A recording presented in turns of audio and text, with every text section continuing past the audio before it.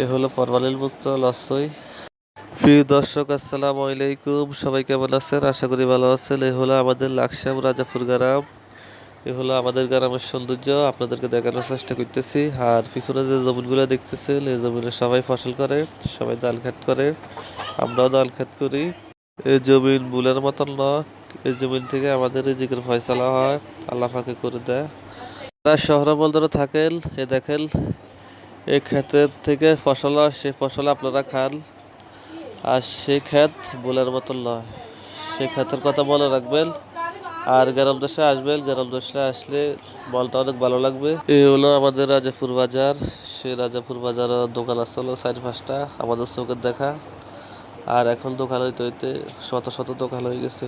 আর এখন আর গলির অভাব নাই। দেখেন খুব সৌন্দর্য বাজার।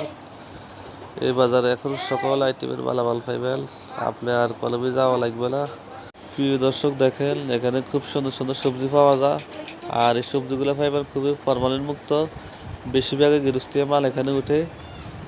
আর আপনি যত কিছু দেখবেন সব কিছু গৃহস্থী মাল বেশিরভাগে। আর এই বাজার বসে শুক্রবার, সোমবার, সপ্তাহ 2 দিন বাজার বসে। বাজারটি খুবই জমজমাট হয়। আর এখন আজকে হলো শুক্রবার, জুমার দিন, এ কারণে মানুষ একটু কম।